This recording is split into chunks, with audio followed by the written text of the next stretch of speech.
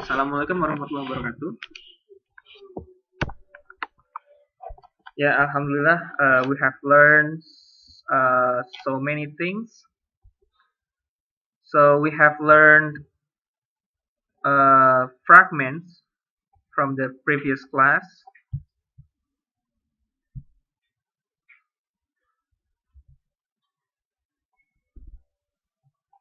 So we have learned. We know that the Arabic always have words, have fragments, have sentence. In words, there are ism, fi'il, harf, and in ism you learn status, number, gender, type, and you should be able to by now you should be able to remember and know how to tell the differences between rafa, nasab, and jar. And then the number, they are singular, pair, and plural. Gender, they are masculine and feminine. For type, they are common and proper. For Muslim chart, we know that we can differentiate between the rafa, nasab, and jar, singular, pair or dual or plural. Okay, Muslimun, Musliman, Muslimin. By now, I expect you to memorize this chart to help you identify ism. And for number, or in this case the plural, we should take a look this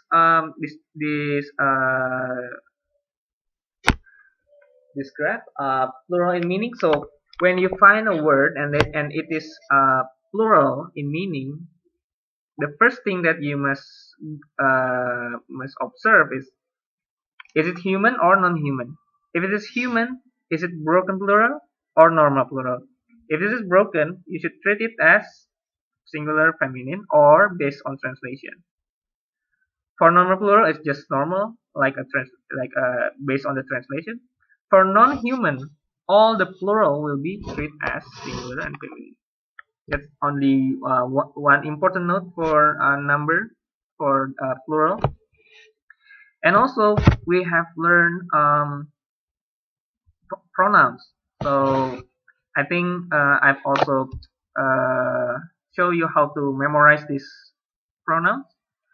Huwa, huma, hum, hiya, huma, hunna, anta, antuma, antum, anti, antuma, antunna, ana, nahnu. Easy, right? Easy? No? Yeah, you can try to memorize pronoun, because pronoun is one of the most appeared words in the Quran. And also, yeah, we learn fragments, we learn Mawsoof Sifaah. One thing that you should remember for Mawsoof Sifaah is the four properties, the S and GT, it should be matched. And also Idafah. Idafah, what is Idafah? You still remember? Light, no alif lam, followed jar. Is it right? Light, no alif lam, followed by jar. Okay. And the Harf of Jarr,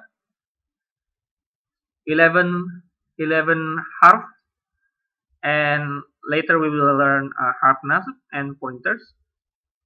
And I think I've done this in the previous class. So can you do the grammatical analysis, or i'rab in Arabic? So can you do the grammatical analysis? You know the Mawsoof Sifaah, you know the Idafah, you know the Harf of Jarr. Okay, so you have the tools to analyze this word. Okay, so anyone of you want to try? No, or just say it with your own words. So to make it easier, I will show you how. Okay, so what is this? Harf of Jarr, exactly. And the second one, what is this? Idafah, yes, exactly. And what is this? No, not Idafah. This is, yes, Mawsoof Sifaah. This is the Mawsoof, and this is the Sifaah. The two Sifaah. So Mawsoof Sifaah, they can have multiple sifat. Okay, so easy, right? Easy, right? So you can now derive Bismillahirrahmanirrahim. You know the grammar. You know the grammar in Bismillahirrahmanirrahim, and we can tell that from this analysis that the word Bismillahirrahmanirrahim is a huge, complex fragment and not a sentence. And yeah, this is for the word Bismillah, and then what? What? Huh? Oh yeah, I didn't write. So this is for Harf of Jarr. B and ismi, Harf of Jarr, and ismi and Allah. The word Allah is Idafah, yes. And the word Allah and Ar-Rahman Ar-Rahim Mawsoof Sifaah. The Mawsoof is the word of Allah, is Mawsoof. Ar-Rahman and Ar-Rahim is the Sifaah. See? So you can you can tell your friend or anyone, I know the grammar of Bismillahirrahmanirrahim. Cool, right? Yeah. And yeah, this is the Harf of Jarr. Several huruf that we have learned, and maybe you can also memorize. And if you read Quran or you memorize Quran, you will getting used to know this word. Okay, and now I will tell you a little bit of story because I want to show you how powerful the Harf of Jarr in the Quran. So there are this ayah. Huwallazi anzala sakinata fi qulubil mu'minin. I want to focus on the blue color fi qulubil mu'minin. Fi, what is mean fi? Yeah, inside. Qulubil mu'minin, qulub is the heart, mu'min is the believer. So before that, what is this? Yes, Idafah. So you're getting used to know, right? Because qulubi followed by ina, yeah. Jarr. So inside the heart of believers. Okay, that's the rough translation for the blue colors. And how about this? The blue, also the blue. We see Allah and Allah again. So Allah, what's the meaning? Allah, above, upon, in on, yeah. Allah Rasul, right? Rasul, the Harf of Jarr fragment, and Rasulihi, what is Rasulihi? He is the pronoun, any attached pronoun attached to a word, to it. No, attached pronoun that attached to ism, always. It's Idafah. It's Idafah. وعلى المؤمنين على and this is using P. So P is inside, Allah is above, right? Upon. So why Allah Subhanahu wa Taala differentiate this ayat? So actually this is the meaning. Yes, into the hearts of believers, and upon his messengers and upon the believers. Don't worry about the rest of the translation. Just focus on the blue one. Okay. So what I want to tell you about is one of moment in a Prophet Sallallahu journey.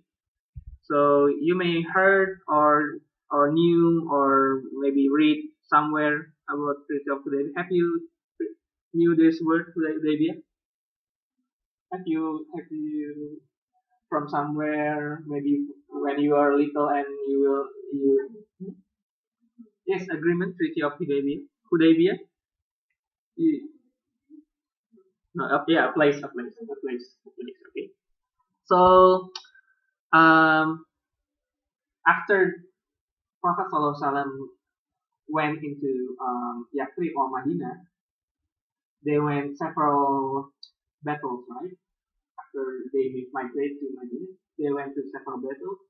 They are Badr, Uhud, and so on and so on and so on. And the last battle before the Treaty of Hudaybiyah happened is they fought in, we call this battle Ahzab.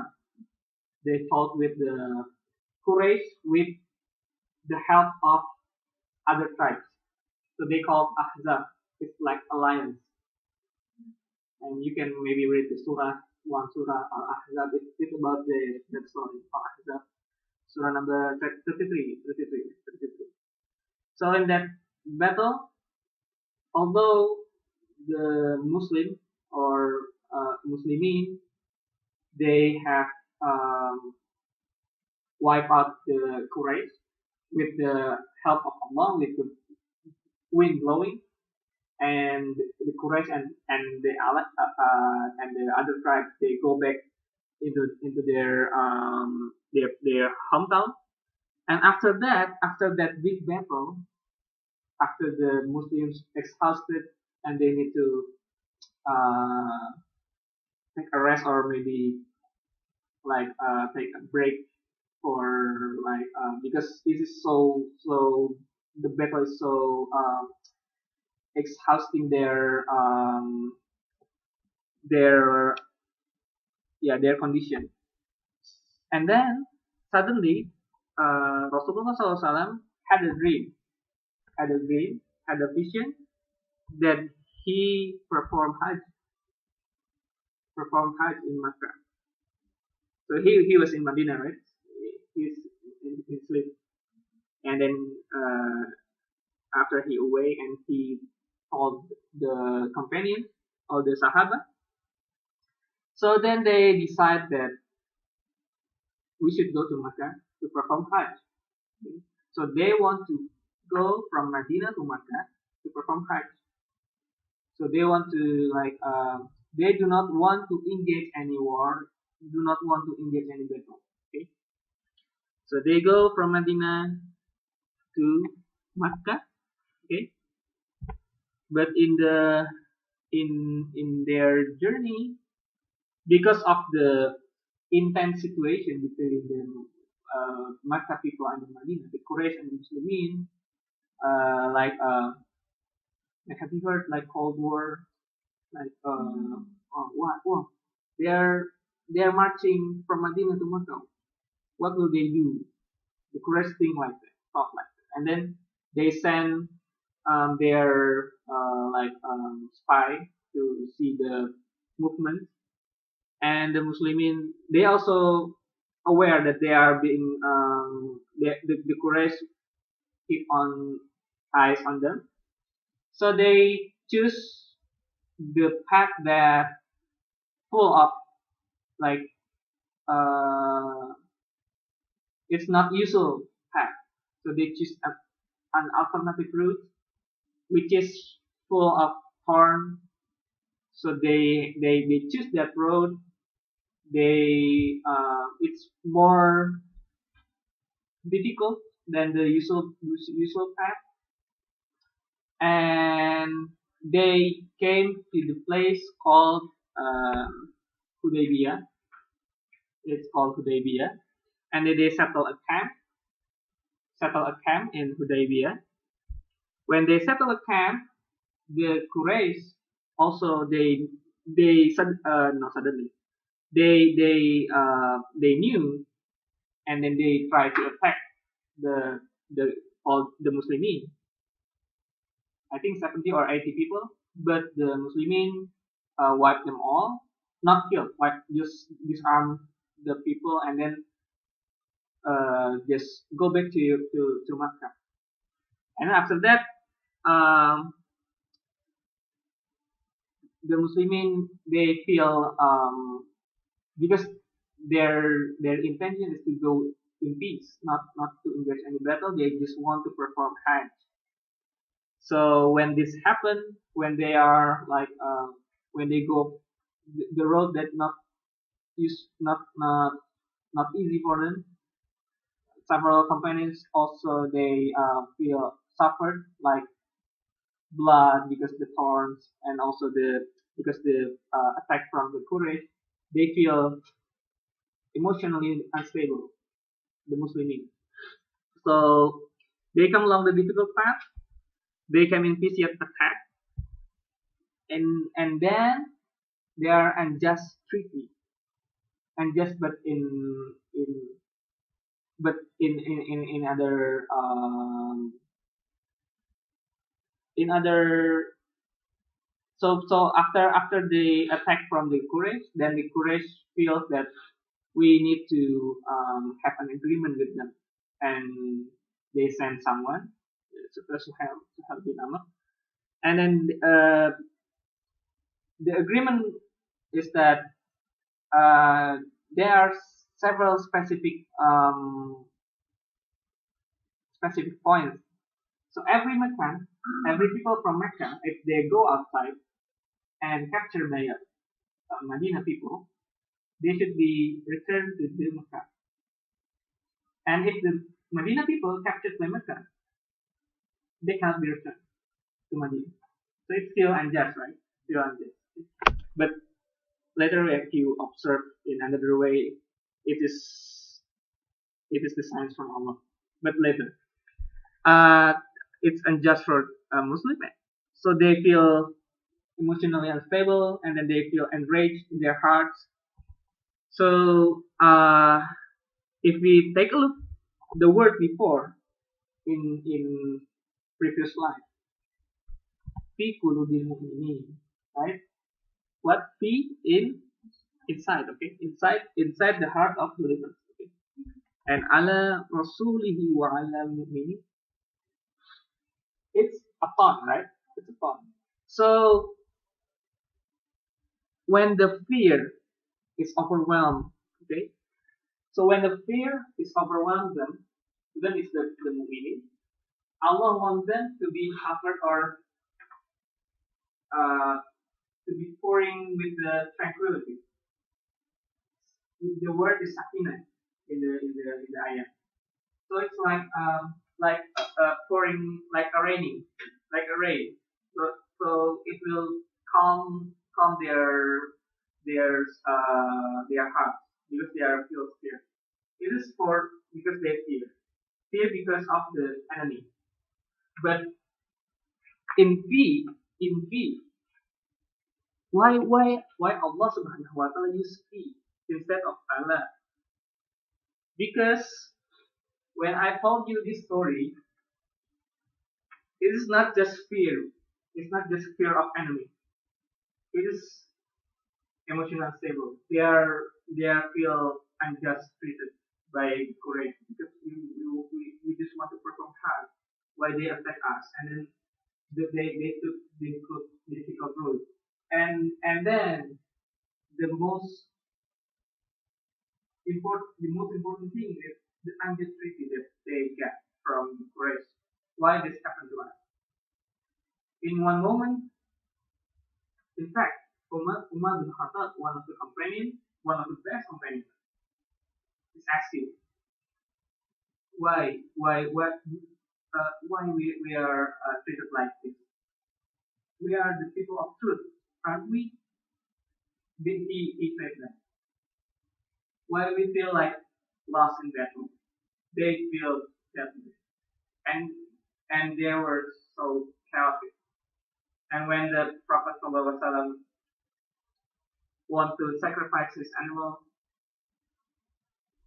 and when he said, and all companions disobeyed, and he went back to his camp. He called his wife, and his wife you just go sacrifice your animal, and your companion will follow you. And thus, Rasulullah SAW sacrificed his animal, shaved his head as a sign for Hajj, even though they are not going into Mecca. They just sacrifice the animal, shave his head. The companions see the prophet doing the sacrificing animal and save his head. They follow him after. But it was before they were so chaotic, so disruptive, so enraged in heart. So that's why we used to inject inside, because if the the suction of the peace is only pouring in above the Muslimin, it will not be enough to calm their hearts. So Allah Subhanahu wa Taala using fi qulubil mu'minin. So this is actually this fi qulubil mu'minin is appeared in the fourth ayah. Fourth ayah. It's the after the early stage of spiritual religion, because they are feel so enraged, they are feel so angry, they are feel so treated unjustly by the Quraysh. They need to be calmed down. So using he, not Allah. So but Allah is used for, like, if you have facing enemy and you feel fear, Allah just pouring like a rain coming down just to calm your heart. But it's not inside your heart. It's different.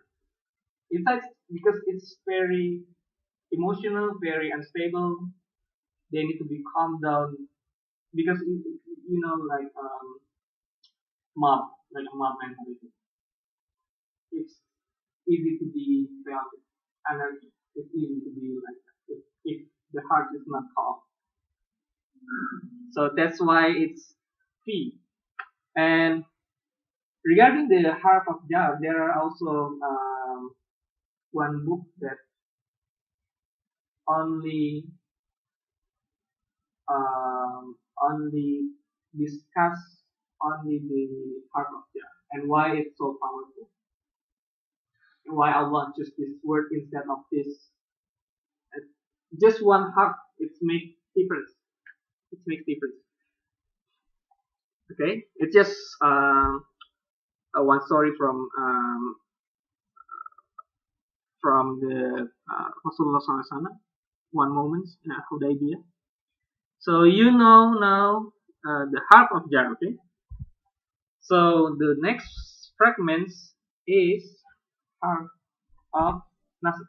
Okay, so if Harf of Jarr purpose is to make the word after it Jarr, so Harf of NASB will make the word after it NASB. Okay, easy, right? It's similar with Jarr. To make the next ism is NASB. Okay, but the difference is Harf of NASB can tolerate the distance. So they may it may have like a gap, so you can insert in the middle any word. Maybe we can see later. And what is Harf of NASB? What is the example? This is the Harf of NASB. 1, 2, 3, 7. Inna, anna, ka'anna, bi'anna, laita, lakinna, la'alla. It is all Harf of NASB. Like for example, inna, if I was to say inna Allahi ha. Ha. Inna Allah, always ha, So if you read inna, it will be NASB after the word, the ism. Always NASB. Okay. Inna or anna, ka'anna, bi'anna.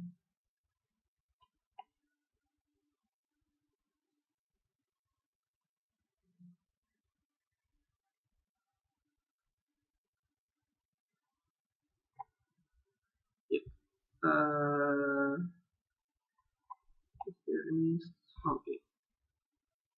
So the next thing that I want to show you is how the Harf of NASB is written, or is there any rules, or is there an exception? Yeah, there are some rules. So take a note. So if I have pronoun ana, the nasab of ana, the attached version is me, right? And if I have nahnu, the attached pronoun is na, right? Na, me, and na. And if this attached pronoun attached to harf with the nun with shadda, the nun can be dropped. I will show you how. So if I have inna, okay, inna, and then I want to combine this harf with ni. What's ni? Ni is ana, right? Ni is ana. Is me. So you can write this down, innani, or you can just write inni. You can same, the same. You can drop the nun in the middle, but you can write both. Both is correct. You can write innani, you can write inni. It's both correct. And one the other examples that might appear in the Quran, inna, and then na, innana. But in the Quran, I think the most appeared word is inna with the alif in the back. So inna will be what? Inna is certainly, or for sure, indeed, for sure, we, yeah. But if only inna is only for sure, indeed, certainly. So if you add the alif, it will be we. For sure, we.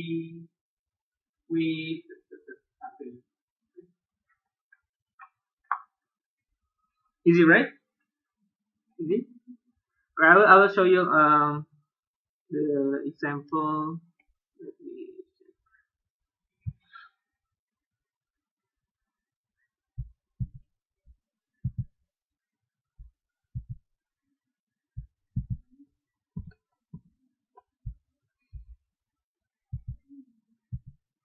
yeah, this is example.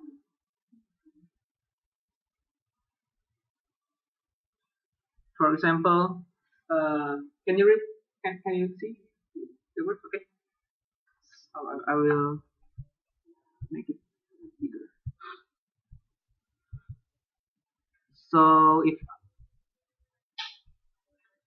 for example, in Allah, I've already given this. In Allah, inna, and if you annahum, it's also the pronoun. Yeah, it's the same. And also the ka'anna. Okay, ka'anna. Where is the nasab? Where is the nasab? Where's the nasab? This is why I've told you before. This fragment can be inserted any word in the middle. So this is fi udunaihi. What is fi udunaihi? Fi is inside is harf of Jarr, and this is Jarr, right? So this is not the part of the Harf of NASB.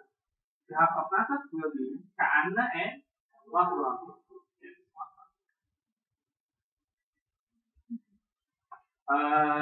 So if you see the translation,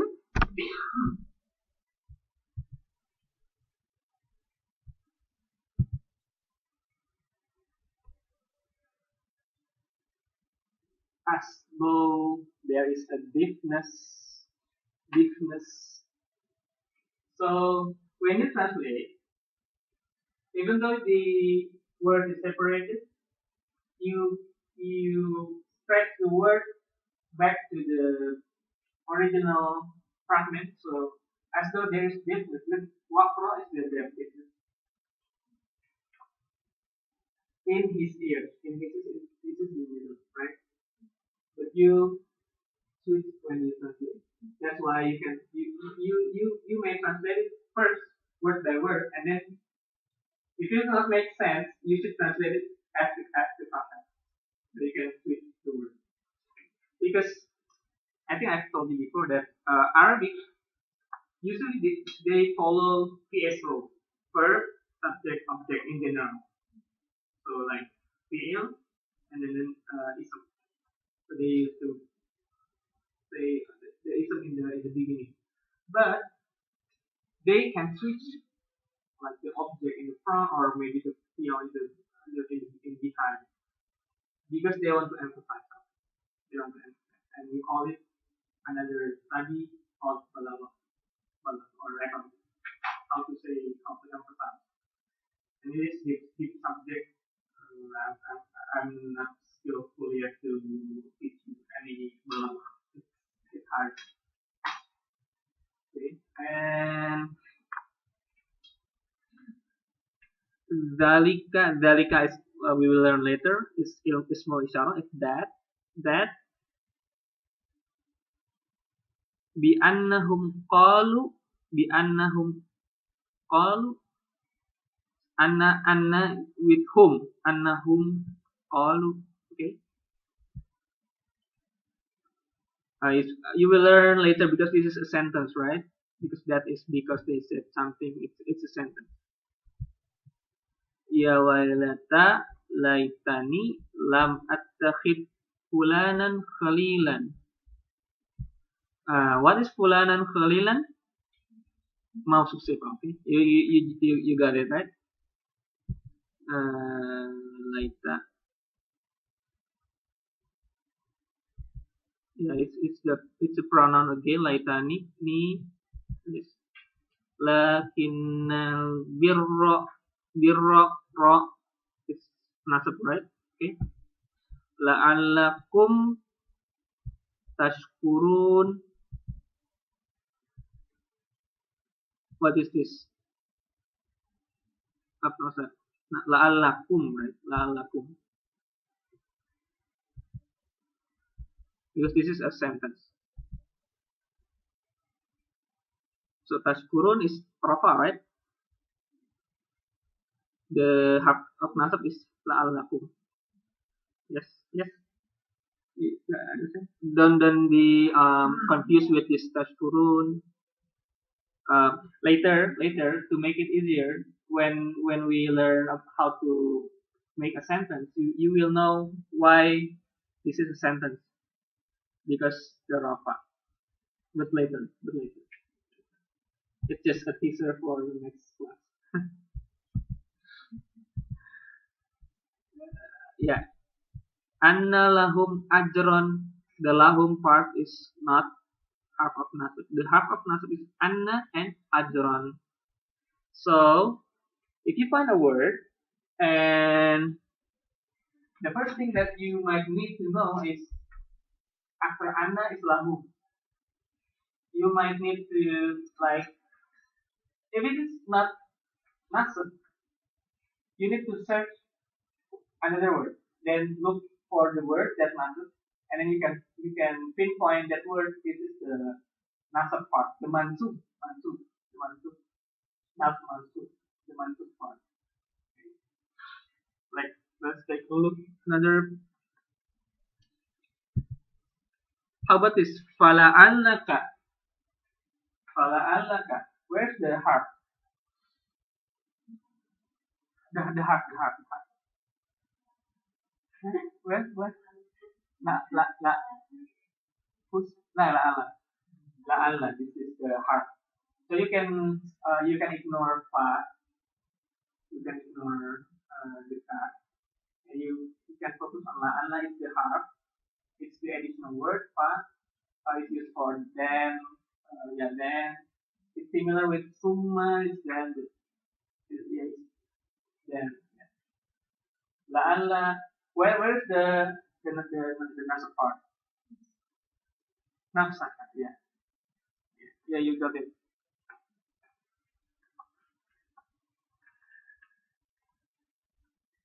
How about number 9? Where's the harf? Number 9. Where's inna? Huh? Where's number 9? Number 9. Yaquluna illa kadhiba. Is this harf of nasb? No. So you can say this word it do not contain any harf of nasb. Okay. You will maybe you will not learn it any soon. This in is the for the word if we call it syartiyah a little bit later, like a syarat if then syarat. It's same as Indonesian syarat. Inna ja'alna. How about number 13? Yeah. So this word inna with the alif, it is the fragment. Yeah. For sure we. Okay.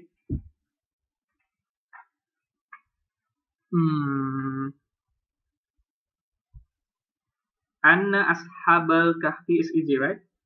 So this is the harf of nasab. And where is the nasab part?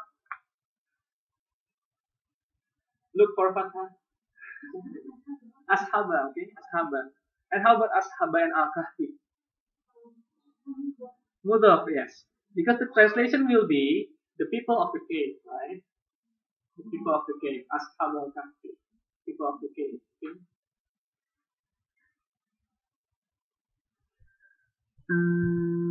Yeah, I think you got it. You got the logic for Harf of NASB. It's kind of similar with the Jarr. The difference is the Harf of NASB, they can make a gap between the harf and the word after it. You can insert any word in between. But Harf of Jarr, it should be besides. So I think we have gone this far, and only one fragment remains. That is the pointer called Ismul Ishal, and after that we can look further to learn how to make a sentence in only with the ism, and we call it a jumlah ismiyah later. Jumlah ismiyah. Yeah, you can talk to your friend, or if you know the terms, I can make jumlah ismiyah. It's still schools. Yeah, I'm just joking. So, any questions this session?